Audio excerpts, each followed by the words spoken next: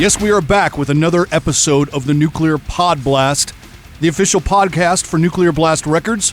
My name is Drucifer. You can call me Andrew. And this is actually the 10th episode of the Nuclear PODBLAST. So thank you for checking the show out and for being a part of this. The first episode launched in early 2018, but since those first few episodes, we've been getting one out about every 2 or 3 months, concentrating on mainly the North American Nuclear Blast Records release schedule, as well as the tour schedule, which, who knows when we'll get back to that. A big thanks to Charles, Kristen, Gerardo, Raja, and all my friends at the Nuclear Blast North American office in Los Angeles for letting me put these episodes together and celebrating Nuclear Blast and heavy metal. Since the last episode, which I believe launched in late January of this year, the world has changed, for sure. The touring industry is on a definite hold for right now. Bands are unable to make money playing and selling merchandise on the road, and we all know that with the changing of the music industry over the last 15 years into a digitally based delivery and listening entity rather than one based on physical musical sales, that bands make most of their money on the road more than ever. So things are bad, man. These artists that rely on touring need our help and support. So there's no better time to check out your favorite band's website, maybe grab a new t-shirt, one of the albums that you didn't have in the catalog. You know, it's times like this that we look more to our music, our books, our art that we collect, and it's a good time to appreciate those things a little bit more, I think. I mean, really, obeying the shelter-in-place laws is all we can do until things change. Thankfully for me, the PODBLAST studios are located here in my basement in beautiful Colorado Springs. So I'm able to stay busy and continue to talk to bands via Skype, so I plan on keeping the same schedule, if not maybe a more frequent schedule, as bands will be inactive for the time being. And again, just thanks for being here.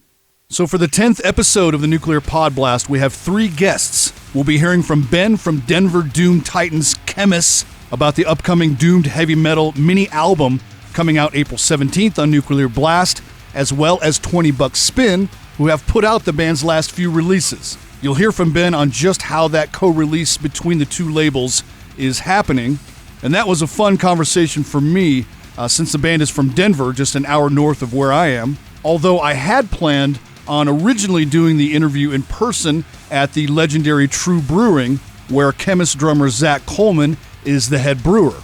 Maybe you've had True beers if you attended the Decibel Metal and Beer Fest in Los Angeles in 2018. I believe they were a sponsor then. Or maybe when you've been in the Denver area. So we'll hear from Ben. Just a few days before that, I got a chance to talk to Chuck Billy of Testament, the Titans of Creation album, and is just killing worldwide. So you'll hear my conversation with Chuck, along with a couple of cuts off the new record, and the band is just on a great roll for sure. But our first interview comes from Laura Goldemond, lead vocalist for Sweden's Burning Witches. The band's new album, Dance with the Devil, came out in early March, and I had a chance to speak with Laura right around the release of the record, and she was a pleasure to interview, as she has only been in the band for less than a year. Again, the band is traditionally Swedish, but Laura is of Dutch descent, and again, such a pleasure to talk to, and you can tell she's just super excited for this opportunity to be in Burning Witches. As usual, we'll look ahead to the North American upcoming release schedule, as well as the pre-orders and new releases available in the Nuclear Blast web shop. I'll dig up a classic Blast cut before the end of the episode, perhaps something you've never heard before, so lots of metal to be had. I had the great pleasure of speaking with Peter from VADER just a couple of days ago. Now, I'll have that interview for the next episode of the Nuclear PODBLAST. In the meantime, let's start this episode off with something from the upcoming VADER album, Solitude and Madness, coming out May 1st. This is Into Oblivion, brand new VADER on the Nuclear PODBLAST.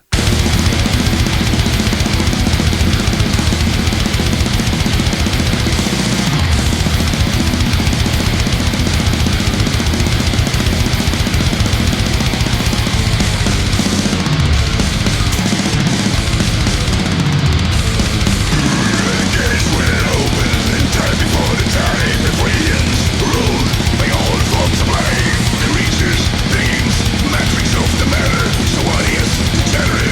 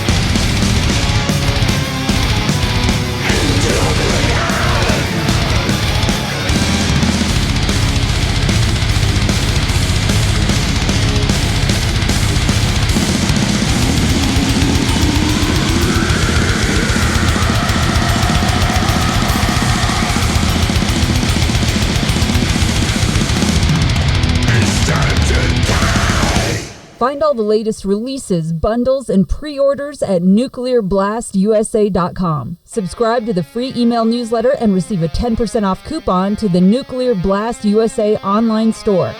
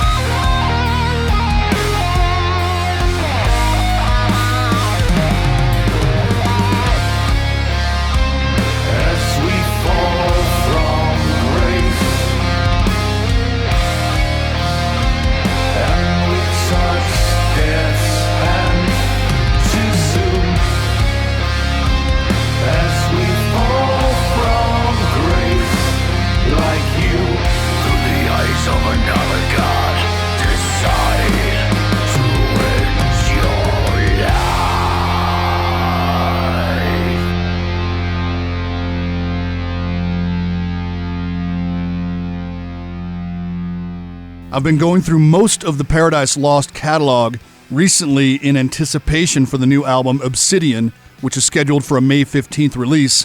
Such an amazing journey musically. And to be honest, the band's more pop and dark wave releases after the Draconian Times album in the late 90s kind of threw me off the trail for a few years. But some of the more recent albums like Faith Divides Us, Death Unites Us, The Plague Within, and Host have brought the band back to their heavier roots, and I think some of the band's best material lies in those records. The song you just heard was the first single, Fall from Grace, from Obsidian, and be sure to check out the video for that song on the Nuclear Blast YouTube channel. I haven't had the chance to hear the entire album yet, but man, I can't wait. This is Drucifer with the Nuclear PodBlast, episode 10. Thanks for being so damned metal with us. Before the Paradise Lost, we had some brand new VADER.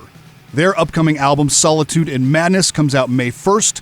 And as mentioned earlier, I had a great conversation with Peter from VADER, which will be on the next episode of the Nuclear PodBlast.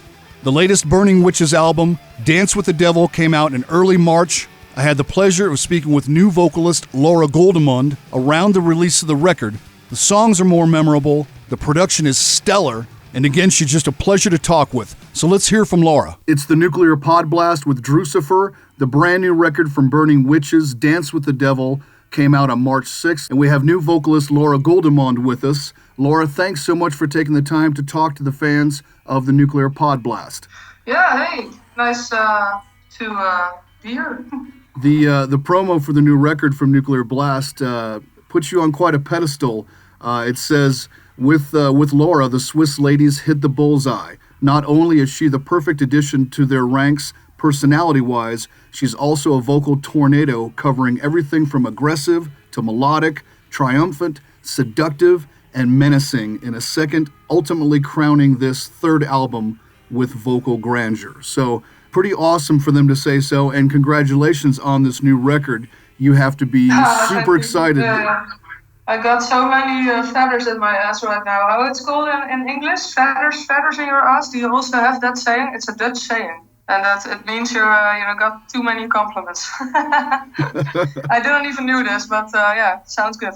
Well, your vocals are fantastic on the new record. You must be proud, as well as the band's performance. I think it brings it all to another level. Yes, I think it's a really nice album. I mean, I'm happy. And also, because I like the songs, I like the variation. And of course, it's that there are, some personal songs that to me, also make it really cool. And it's the first album that I did with them, so that's great. Exactly. The band has an aggressive melodic style that commands attention just because of the razor-sharp delivery of the players, but your super intense singing adds another level of viciousness, I think, to the already striking foundation that the band provides.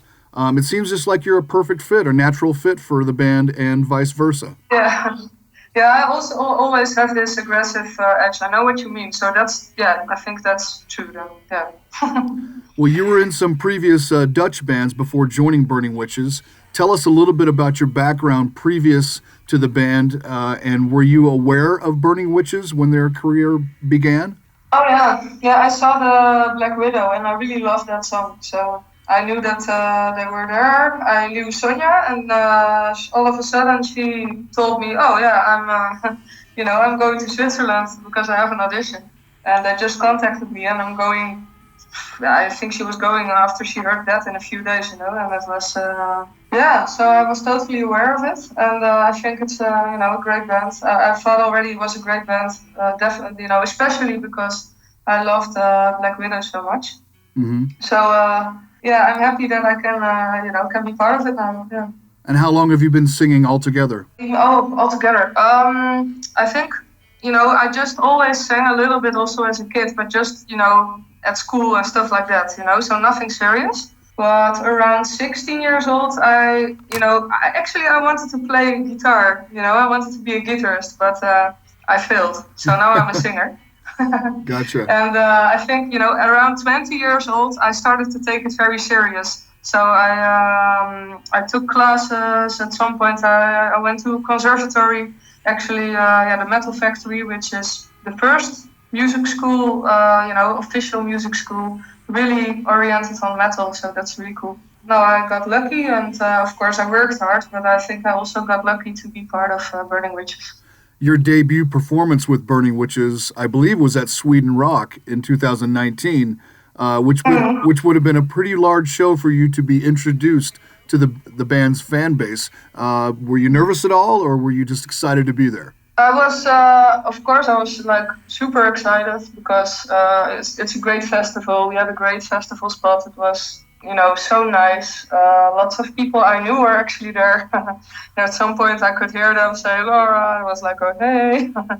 And, it was so much fun. But also, of course, I was very nervous because I didn't have that much time to prepare. If it were up to me, I would have taken a little bit more time, Sure. And so that made it a bit, it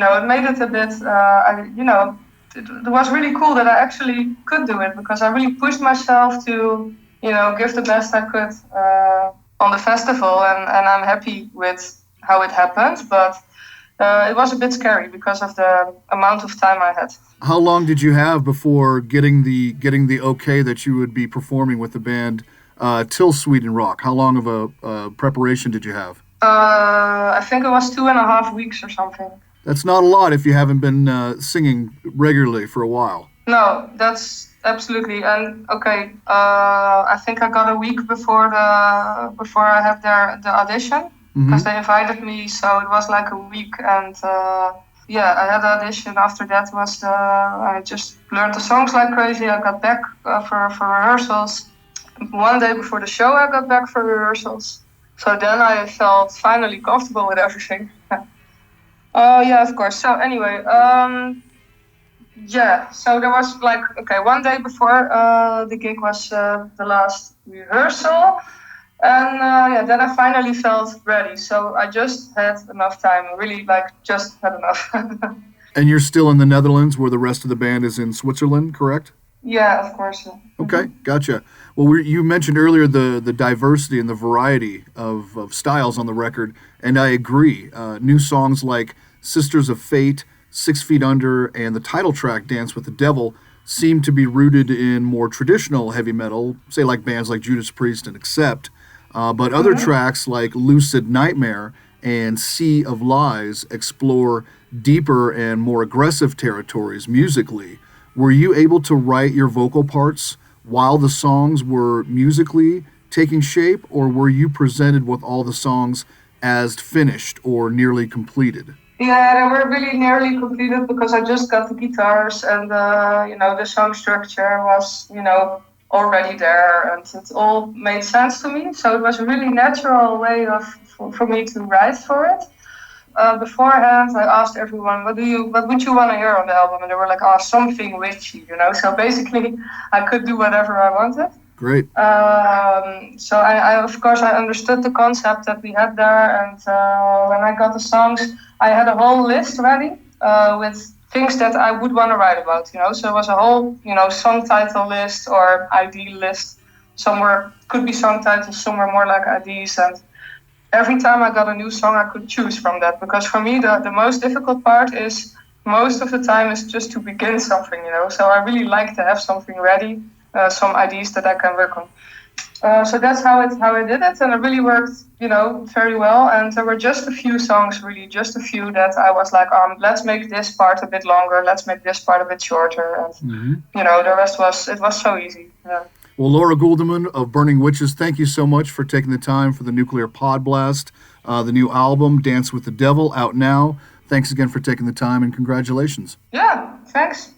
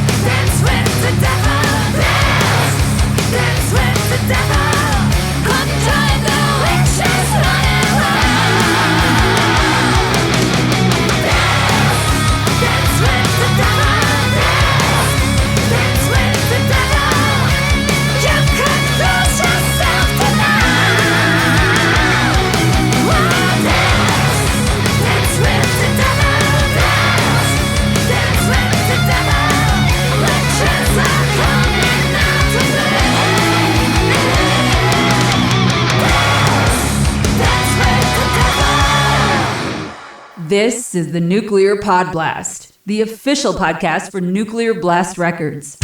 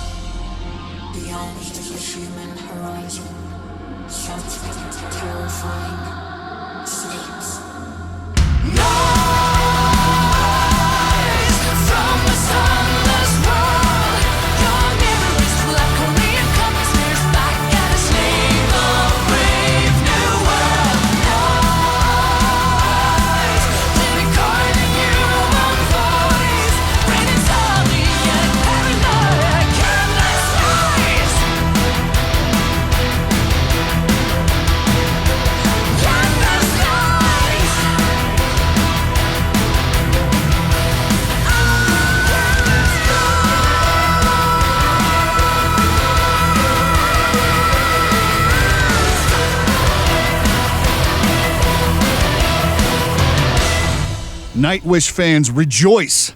The new album, Human Nature, is out now, and it's the band's first double album with a total of 26 songs. Although not actually a concept album, themes of humanity, nature, technology, art, and music run through the album lyrically. That was the first single, Noise, and again, be sure to check out that video at the Nuclear Blast YouTube channel. It's pretty striking, man, pretty cool. Thanks again to Laura Guldemon from Burning Witches for a great conversation about the new album, Dance with the Devil, out now, and the exciting year that she's had since joining the band. Chuck Billy, on the other hand, has been the lead vocalist of Testament since 1986, when Zetro Souza left to join Exodus. He's toured the world many times over, he's a cancer survivor, and a warrior in the true sense of the term. I've interviewed Chuck a few times in the past, including once in Los Angeles in 2002, when Testament, Death Angel, and Violence were opening for Rob Halford's solo band at the House of Blues. Now, this wasn't a tour, there was just 2 shows, one at the House of Blues in San Francisco, one at the House of Blues in Los Angeles. So I gathered with Chuck, Rob Cavastani of Death Angel, and Sean Killian from Violence upstairs at the House of Blues before the show, and had sort of a Bay Area roundup interview with all 3 guys, which turned into a cover story for Metal Maniacs magazine. Man, that was a fun time. Chuck's always been very gracious, and we got a chance to speak with him a few days before the release of Titans of Creation via Skype and his cell phone. Now, Titans is the 4th in a line of consistently strong and relevant albums since the return of Alex Skolnick, which has pushed the band to new heights over the last several years, most notably since Gene Hoglan joined the band for Dark Roots of Earth in 2012. It's the Nuclear Podblast with Drucifer. Big pleasure to have Chuck Billy with us. Hey man, I appreciate you taking the time. We know things are crazy right now, but your time is precious and we appreciate it.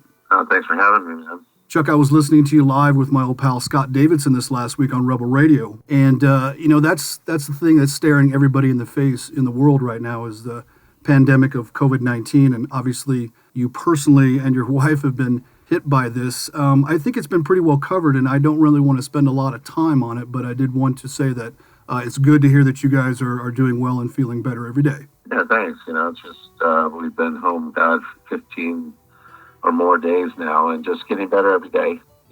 Really wiped out definitely for a good 10 days, and it's no joke, that's for sure. It's very interesting when you look at Testament's career through the discography itself. There's 3 somewhat distinctive, let's just say eras to the band. If you could cut it up into like the first 5 albums through the Ritual, in which the band, you guys released an album almost every year, except for the time between Souls of Black and the Ritual, which was 2 years. The band had established itself as a thrash metal juggernaut, but you also managed to mature and become multifaceted in terms of songwriting during those first 5 albums. The second period, if you will, with Low, Demonic, and The Gathering bringing their own personalities musically as well as the recording lineups. And then we've got this latest era of the band, the last 4 records, Formation of Damnation, Dark Roots, Brotherhood, and now Titans. It's pretty easy to realize that this latest 4-album run or period for the band is the absolute most consistent throughout the band's career. I would definitely say they're definitely consistent, thank God, as far as having a bunch of guys jamming with them. I think Formation, since Alex has been back, it's definitely took a step in the right direction, and it seems like I think at that point we've kind of, I would say, maybe started really writing for ourselves instead of writing, to be creative for the public, I guess. It's a weird thing because I was feeling really blessed when we had the reunion and had everybody back, and it was really one of those feelings like, man, we got the gang back together and we get to finish something we started together. And we kind of had that mindset, I think from that point, and when we went going into Formation, that record, we're in a good place. And I think it just shows on the writing and what we created for that record. And moving forward, we really kind of just been busy and just kept moving forward, not looking back. Consistency being the biggest word when it comes to the last 4 albums. And the new album is nothing short of spectacular.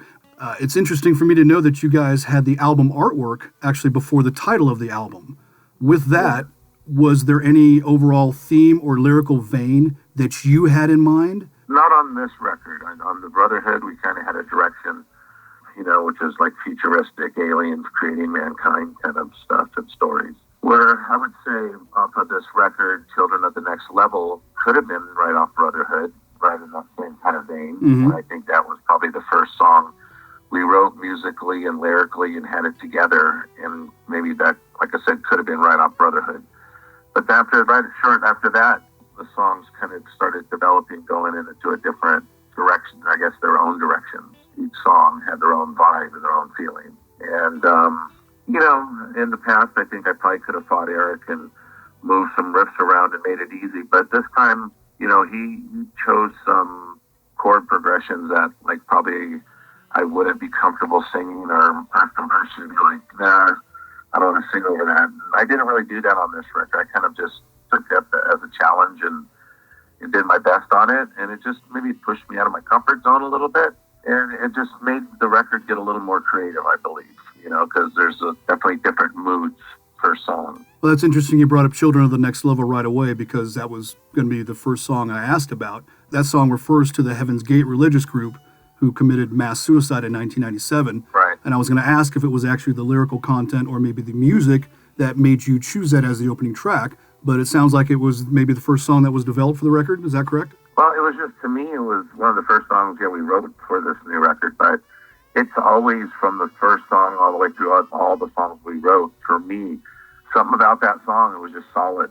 It just had a good groove, good vocal hook, a good vocal story.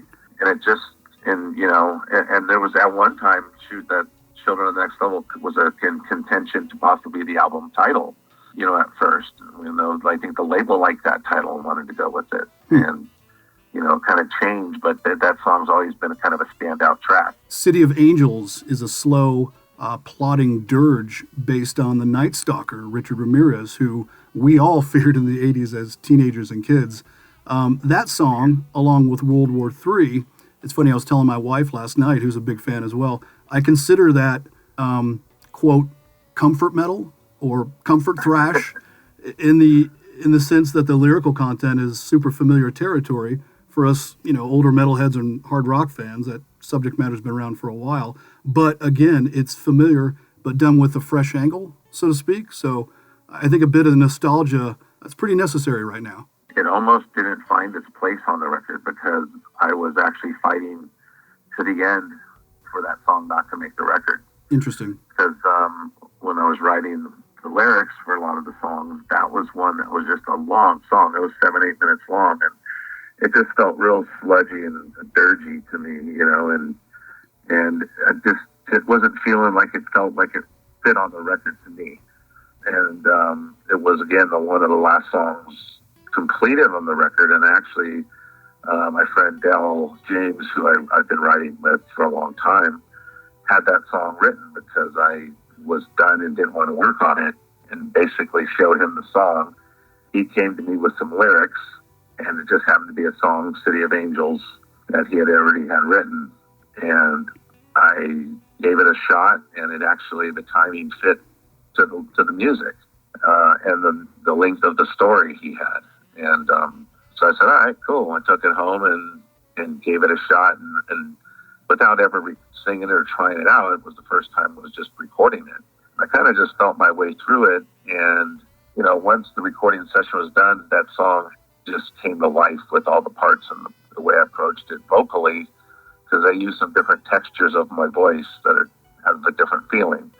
And it just gave a different life to that song. And at the end of the day, it ended up being like one of my favorite songs, so it's just strange the way that one was, for me, destined to not be there and make the record to be one of the outstanding songs on the record. Dream Deceiver has a cool rock and roll swagger to that main riff.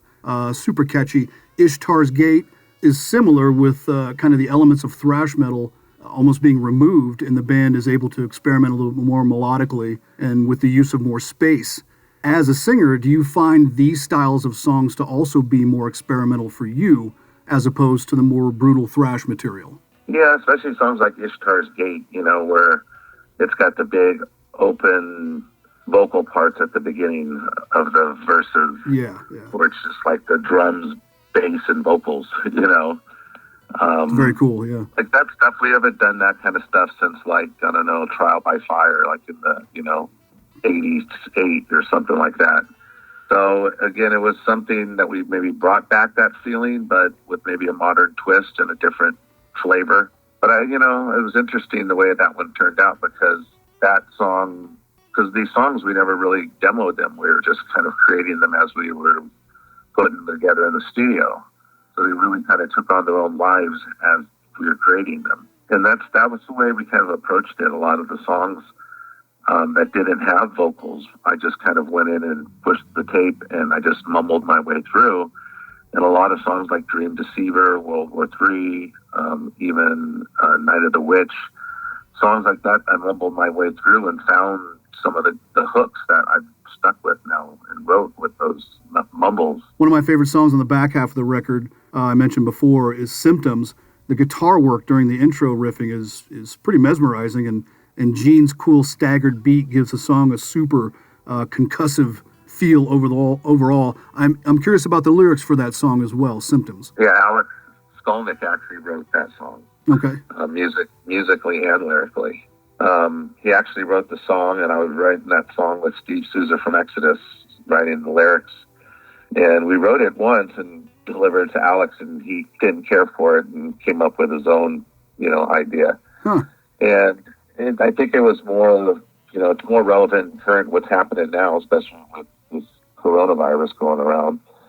But he wrote it, I believe, with more intent of a lot of mental awareness from people's mental health, with people, taking their own lives and stuff. And I think that's what kind of the message was for the song. But it is relevant to what's happening now.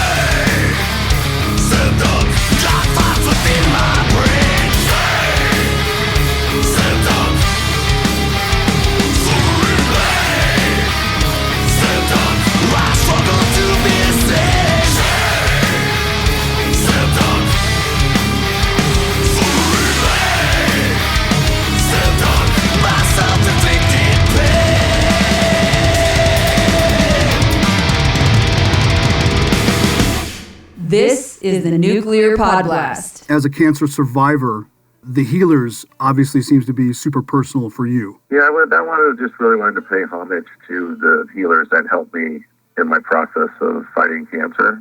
You know, there are two of them. Well, one of them passed away a few years ago. One of them left the mountain where we did the sweat lodges. I can't get a hold of him. And the third one is in a VA hospital in New York with Alzheimer's, so he didn't recognize me last time I seen him. Oh, man. So I just wanted to pay homage, tell my story, what they did for me, and taught me, you know, in that time when I was visiting with them. And then again, that was another song that was push the button and let me mumble out some patterns. And that one's really an odd pattern. You really listen to the vocal pattern and timing. The way it comes in. But I really wanted to use that story of the healers and make it work with that. And it ended up being, I really wanted to add some more native chanting and stuff at the beginning, but I just didn't get around to recording it. Give us another song that maybe stands out for you and maybe why. Well, a lot, but I always have to go back to Children of the Next Level. There's something about the gallop of the riff and the way the vocal works with it, the timing. It's just a real one of them ones that's just right in the pocket.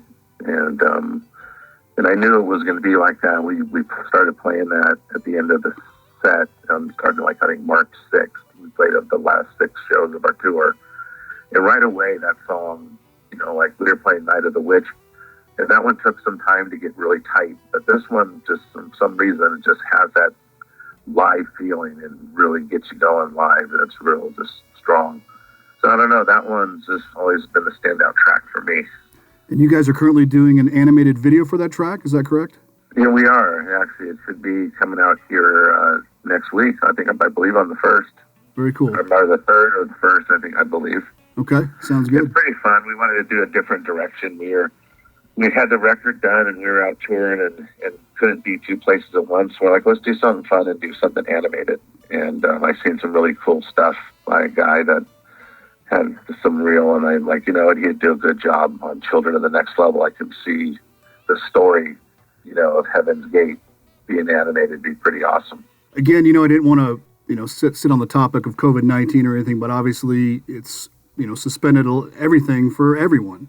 You guys were due to go out on the road very soon to support Titans of Creation, you know, and once the band is back to full strength, how do you see your guys, what's up your sleeve in terms of trying to be present to your fans without being public as of yet? Well, it's going to be tough. You know, I mean, we have the record coming out next Friday, and we got some promotion going on online, which, you know, this is a little bit of a saving grace, I guess. We're doing a lot of press, talking to a lot of people. You know, people are home reading stuff. So as far as that goes, I mean, that's all we can do is talk about the record. Hopefully they pick it up and enjoy it at the end of the day, you know. But, you know, as far as waiting, we just got to write it out like everybody else out there. And, you know, our tour in April, we had to postpone. And probably in Europe, I see things already, there are people talking about postponing festivals and some festivals canceling. So we're going to see how that pans out. So, you know, we're just kind of taking the business part one day at a time because it keeps changing every day. Seems like it's going to change everything forever, really. It will. I mean, but it's only going to take everybody right now to pitch in to get this under control. You know, it really is. Well, congratulations on Titans of Creation. Again, another super strong record, and the band is so consistent right now. And Chuck, thank you so much. You've always been super generous to me personally over the years, and I can't thank you enough for taking the time to talk to us here at the Nuclear Podblast. So we really hope to see you soon, and glad to hear that you're on the mend. All right, man. Thanks for having me.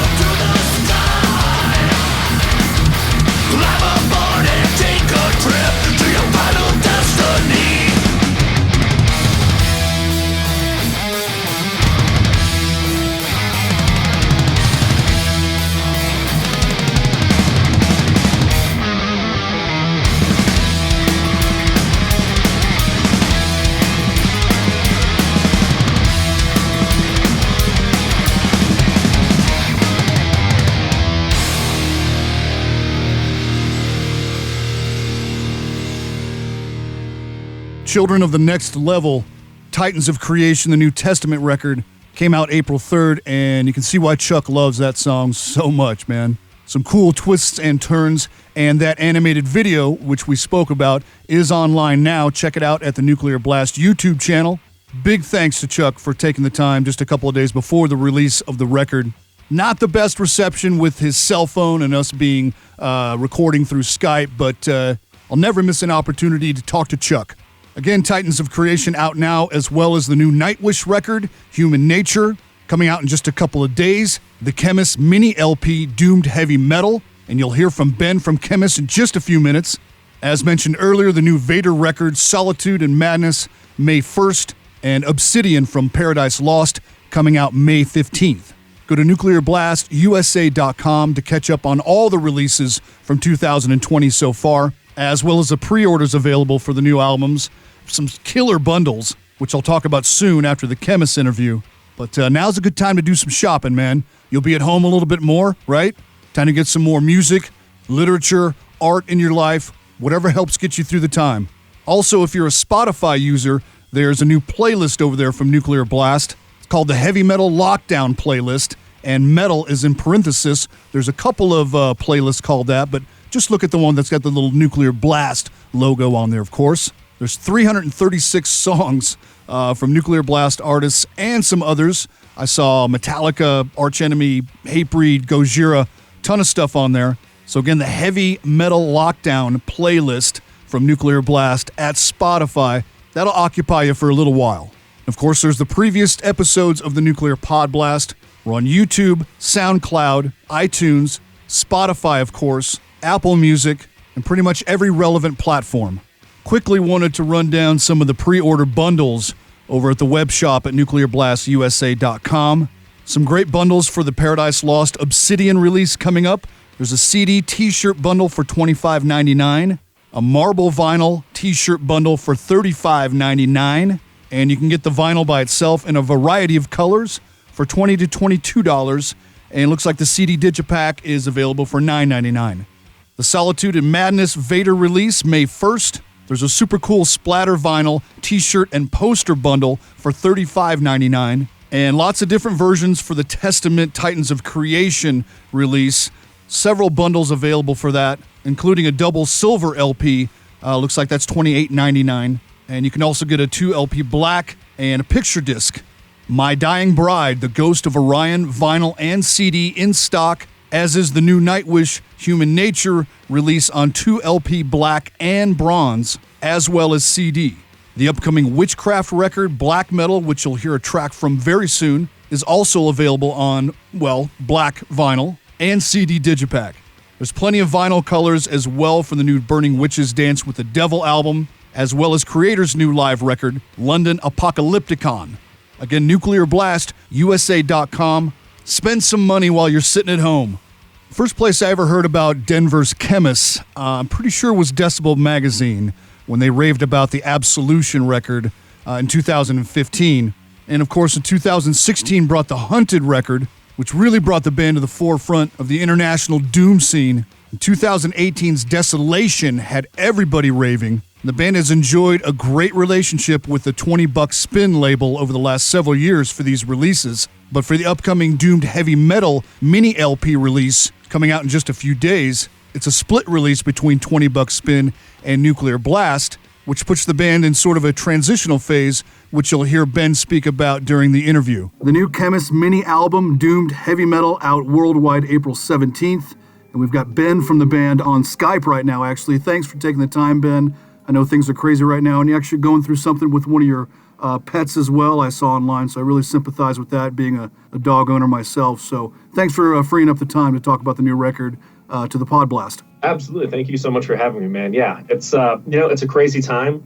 It may sound cliche, it may sound contrived, but like I swear that like rock and roll and heavy metal are one of the few sort of genuine and consistent sources of strength and motivation for myself, and I know that's true for a lot of other people. So, any chance to sort of tune out the rest of the horrors of existence and talk about good tunes is always a welcome experience for me. Well, I agree with that. Well, although, like I said earlier, I'm just an hour south of you guys in Colorado Springs, I've missed all of my opportunities, unfortunately, to see the band live, including the Bluebird show this last December, which I saw some video from, looked just awesome. I feel super cheated, as I'm a fan of the band's music and also True Brewing, not to get off subject, but when the new release was scheduled, I remember thinking ahead and thinking, well, hopefully we can sit down at the brewery, do the interview there over some Scorn Pale or some Pilsner, or but hey, obviously things have changed. But we do have the new mini album, staring us right in the face. Kind of a unique release with this single, the new single Rainbow in the Dark, of course, the cover, the 2 studio tracks from your splits, and 3 live tracks. How did how did you guys put this release together? Well, it came together when we found ourselves with some, as you previously mentioned, some studio cuts that had been on smaller releases. Our cover of A Conversation with Death, I say a cover, our reworking of an old Appalachian folk song was part of a limited edition 7-inch split we did with our friends Spirit Adrift back in 2017. And the other studio track, Empty Throne, was for the Decibel Flexi series. So we had these songs. We had also done a special thing here in Denver a couple of years ago that we called 2 Nights of Doomed Heavy Metal. Little did we know we would reuse part of that title. And what we wanted to do with that was do 2 nights here in Denver where we sort of showed the 2 sides of the band. We've embraced this idea of being something more than, or at least outside the realm of simply a doom band, although that's, absolutely an influence for us. So with these shows, the first night we did our quote-unquote doom set. So we played all these slow and low songs. And the second night we played our more, relatively speaking at least, up-tempo, aggressive songs. And we recorded both nights with the help of our longtime producer, Dave Otero, and our friend Chris Lemos, who is a phenomenal front of house and studio engineer and plays guitar in a band called Church. So we had this material, and we were trying to figure out what we wanted to do with it, because just a live album didn't feel quite like what we wanted to do, but we didn't want to just have a bunch of small releases. We didn't want to do a series of 7 inches or anything. So we found inspiration, as we often have, by turning to ZZ Top. Mm-hmm. And ZZ Top's Fandango is an important record for us. And Zach actually got us started with a thing he calls Fandango Friday many years ago. So every Friday at the brew house, he puts on Fandango at some point in the day. And he got all of us doing it. So when we were in the van, we listened to that record at some point. And there's something kind of magical about that release. It's a combination of B-sides and live tracks. And it's always felt like kind of a love letter to rock and roll and to the blues and to the sort of raw energy that those kinds of music are known for, right? And also a love letter to their fans, because, maybe now, decades later, a lot of people know Fandango, but you don't generally expect a half live, half studio release to have the sort of reach that a quote unquote normal album's going to. So this record really, stands out to us. It feels like you get to see ZZ Top in their element, or hear them, I suppose, in their element. They're young, they're fiery, and you get to hear some songs that you wouldn't otherwise get to hear. We thought, what if we did the same kind of thing? What would the Khemmis version of this look like? Our sort of love letter to rock and roll, to heavy metal, and also something special for our fans. We certainly hope that this brings in new fans. You don't cover Rainbow in the Dark without assuming that, it'll hopefully get some new ears for you. But also for people who have seen us live, or maybe for people who haven't gotten to see us live yet. We just had to scrap this European tour, and it's going to be rescheduled for next year. So there's a lot of people overseas that have not yet gotten a chance to see us live. And it's like, well, here's what it's like. If you find our music compelling on the album, we like to think that it's that much more intense live, and we try to, play every show with as much energy and passion as possible. And we feel like that translates to those live tracks. Mm-hmm. So with all of that in mind, we had what we initially, the sort of code name for the release initially was actually Kimdango. And then it turns out that doesn't roll off the tongue real nicely. So that's how Doomed Heavy Metal was born. That's my subtitle for it now. Yeah, I like that. I'm a huge ZZ Top fan. Well, it's cool that you have a release like this right now because you're, in a sense, kind of in a transitional period. Well, you can explain it, your current deal with Nuclear Blast as well as $20 Spin. Yeah, so after we released Desolation, we signed full on with Nuclear Blast. And so our next studio albums will come out entirely with them. But for this release, because it is sort of the bridge between these two eras of the band, we got $20 Spin and Nuclear Blast to work together such that $20 Spin is handling the physical product. Dave has, built a reputation around, releasing really cool vinyl variants of all the stuff that he does. He's very passionate about vinyl and CDs. And Nuclear Blast, with their, very far-reaching digital distribution network, they're handling everything on the sort of technological side. Well, Khemmis itself has done a great job standing out amongst the Doom crowd. As you sort of mentioned before, it's an influence for you, but you've, always branched out from that. The melancholic guitar harmonies is something I think that the harmonies that you choose kind of put you in a little bit different avenue as a lot of the other bands. And I also think that the band's music has always seemed just so damned focused. Like there's nothing really left to chance for you guys. Did you originally set out with a certain goal in mind style-wise, or how did that Khemmis sound develop in the early years? Yeah, we had a grand plan from the get-go. We knew exactly what we were going to do. I am absolutely lying. What we did is we got together with a shared set of musical influences, and perhaps even more importantly, a shared set of sort of interests and experiences and a desire to sort of put those into a musical format. Doom metal is important in the sort of lineage of this band, and we all like a lot of doom metal or doom adjacent, if you will, music. And one of the sort of genre tropes, I suppose, that has always appealed to me about doom and doom-ish music is that there is an avenue for, or rather, that it offers an avenue for sort of emotional honesty in a way that, as I put it to someone the other day, if Cannibal Corpse put out an album about feeling despondent and sort of adrift in the cosmic sea and finding their place in the world, no one would want to hear that, which I think is unfortunate that Corpse Grinder doesn't ever get to write those lyrics. But bands like Neurosis and Yob, for me especially, really spoke to my experiences and connected with me like musically and thematically in a way that really profoundly influenced how I thought about creating music. And I know the same is true for the others as well. So when we first started writing music together, I think we were more sort of squarely positioning ourselves as a doom band, sort of embracing those, the sort of pentatonic-based riffing and things like that, really fuzzy guitars.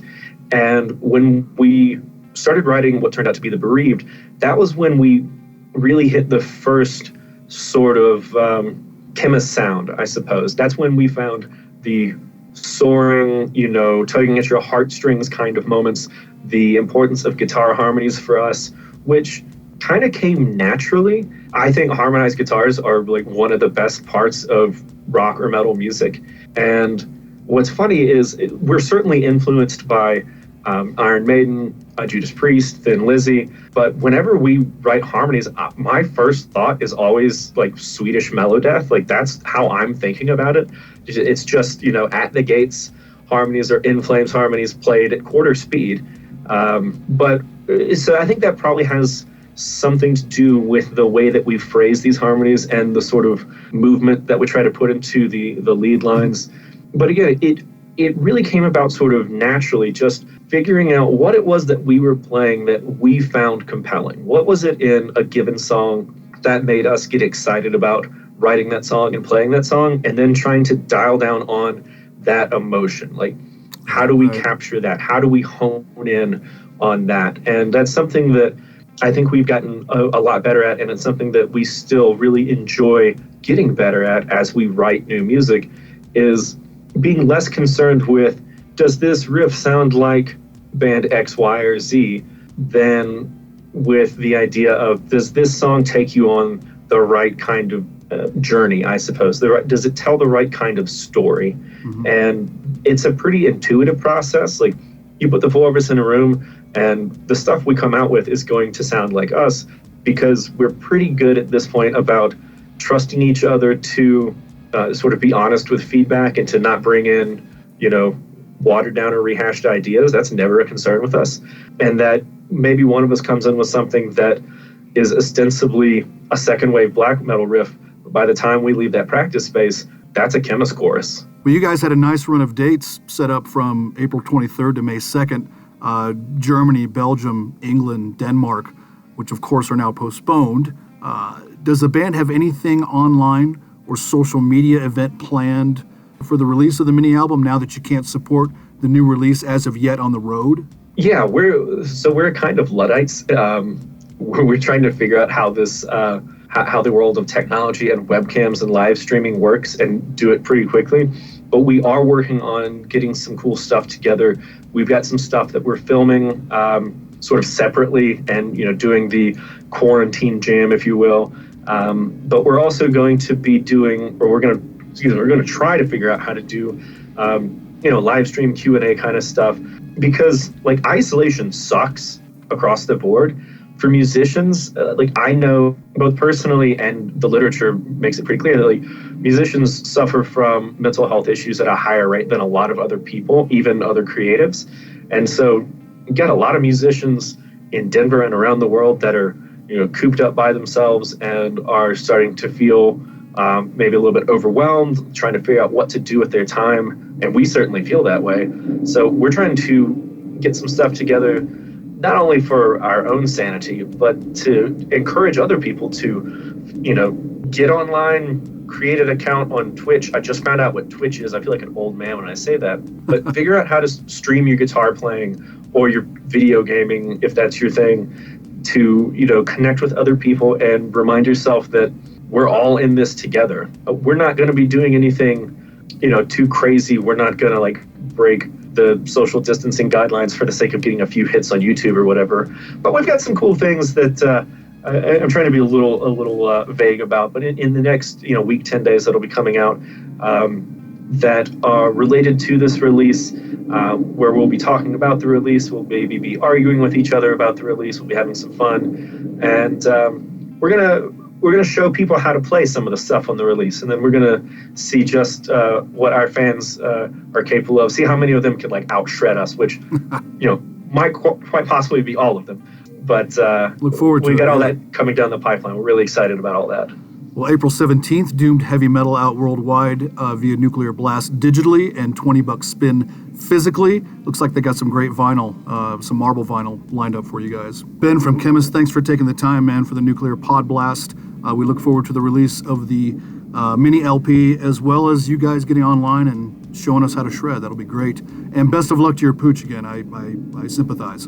Hey, thank you so much, man. She's doing well. I'm doing well. We're all going to make it through it, brother.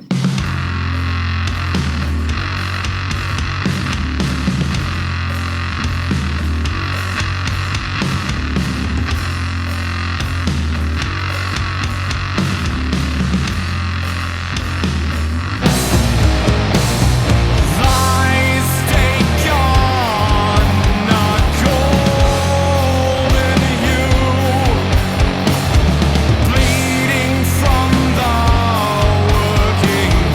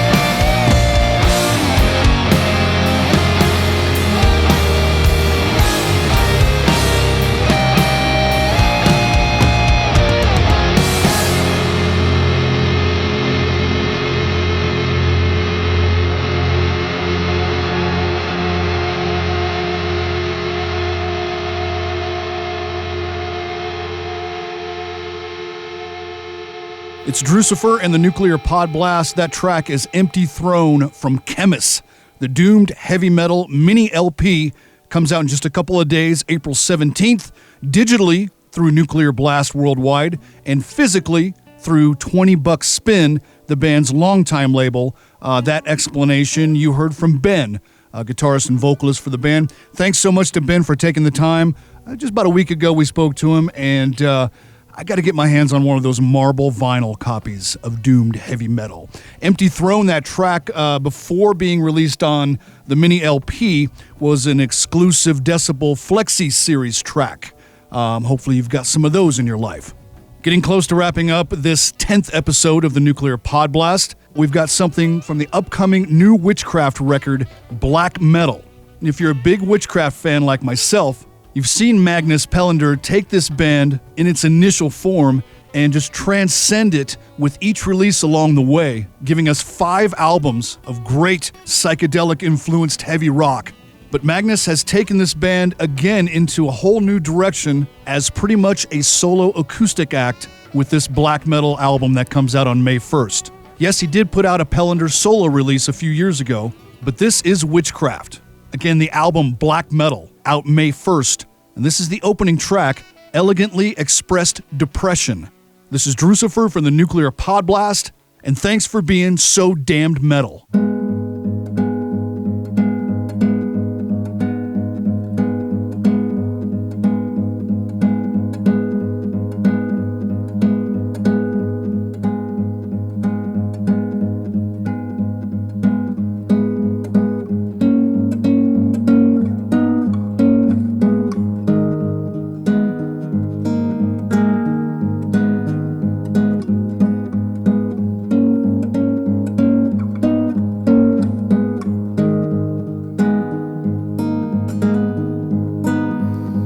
I swear I saw death standing in my hall, casting her black shadow on my white wall. A reek of death from inside my soul. I never thought I'd lose you on a wheel.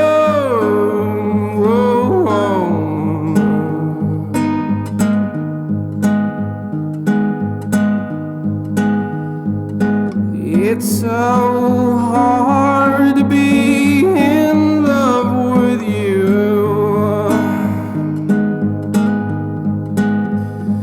It seems I'm not the only one who failed.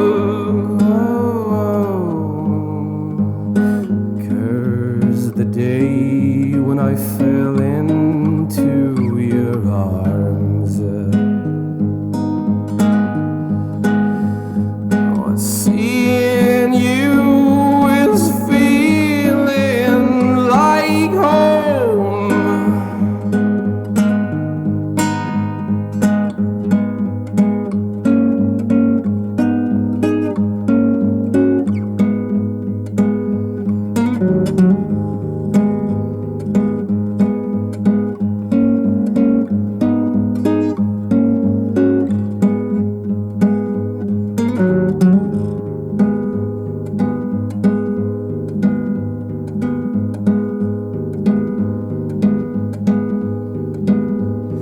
I know I saw straight into your soul, a kindred fire burning in the moonlit cool. So convinced that you felt the same.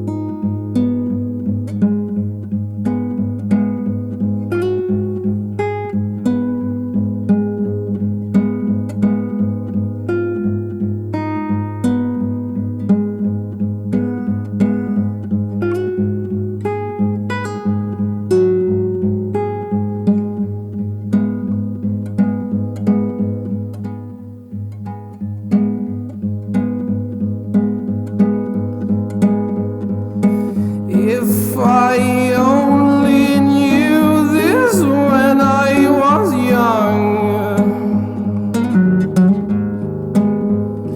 I'd never ever tread this path at all.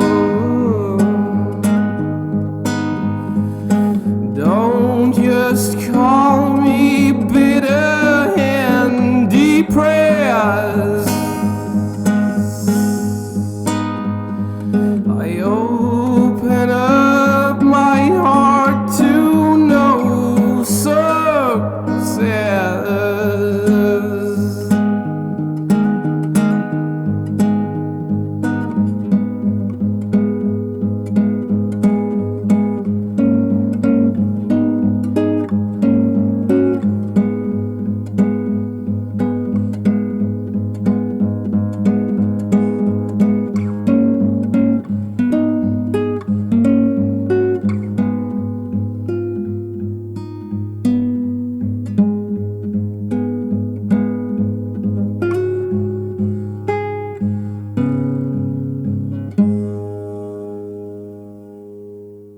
The Nuclear PodBlast reminds you to stay 6.66 feet apart from each other. Wash your hands often and find some great metal at nuclearblastusa.com.